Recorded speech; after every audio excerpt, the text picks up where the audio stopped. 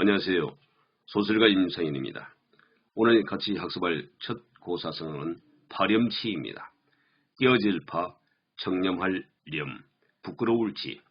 염치란 깨끗하고 부끄러워할 줄 아는 마음입니다. 따라서 파렴치란 염치가 깨진다는 말로 잘못을 범하고도 부끄러움을 알지 못하는 마음이라는 뜻입니다.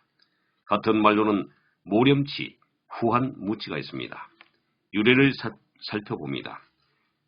목민편에 보면 나라를 지탱하는 네 가지 덕목이 나오는데 예, 의, 염, 치입니다. 이것 중에서 하나가 없으면 나라가 기울게 되고 둘이 없으면 위태롭게 되며 셋이 없으면 뒤집어지고 모두 없으면 그 나라는 멸망을 하게 된다고 했습니다. 곧 예, 의, 염, 치는 나라를 존재하게 하는 매우 중요한 덕목인 것입니다. 스임새를 봅니다. 엄청난 죄를 짓고도 전혀 반성할 기미조차 없는 파렴치한 사람들 때문에 나라가 어지러워진다. 다음은 파죽지세입니다. 깨어질 파, 대나무죽, 어조사지, 형세세.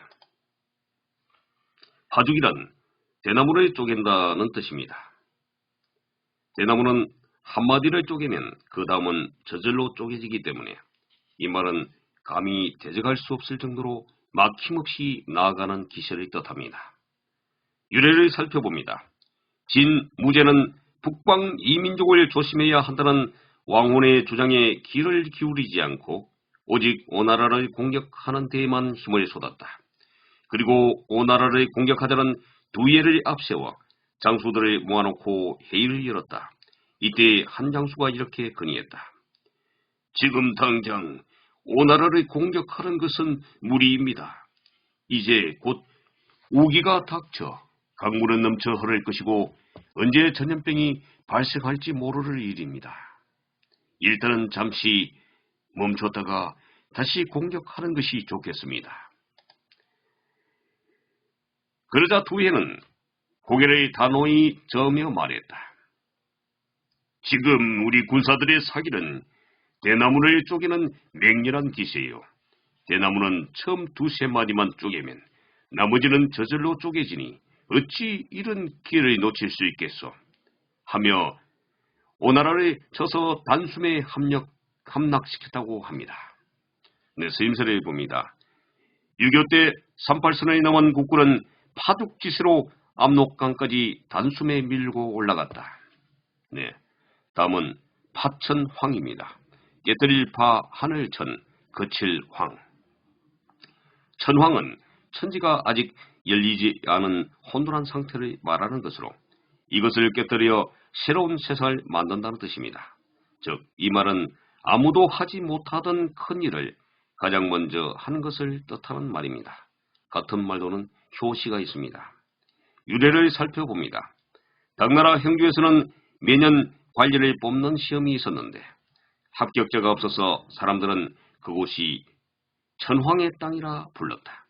그 무렵 유세라는 사나이가 처음으로 합격하자 사람들은 천황을 깬 사람이 나왔다며 유세를 파천황이라고 불렀습니다. 스임새를 봅니다. 아시아 국가로는 월드컵 축구대회에서 처음 우승하는 파천황 같은 일을 우리 선수들이 해주었으면 좋겠다. 다음은 평지풍파입니다. 평평할 평, 땅지, 바람풍, 물결파.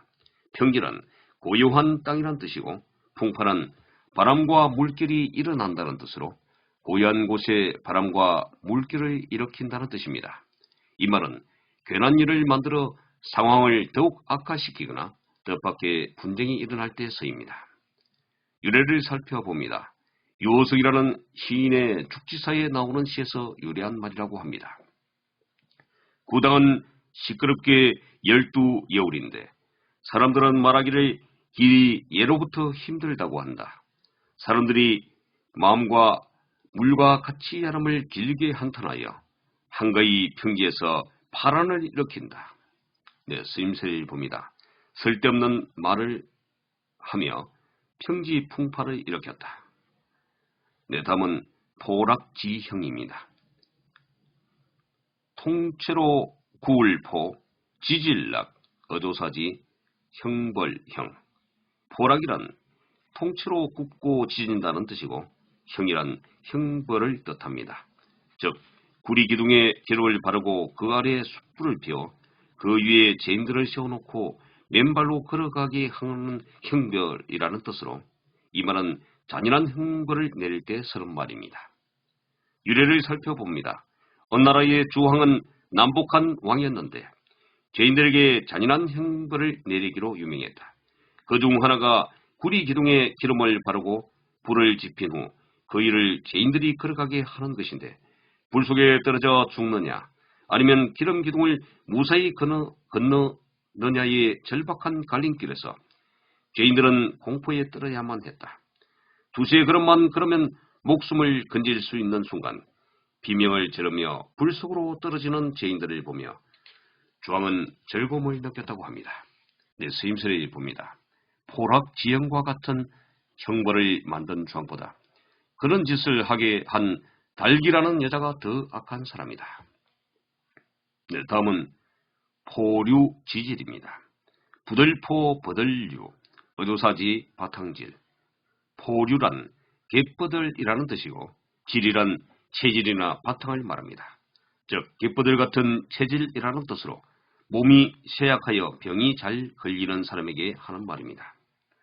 유래를 살펴봅니다.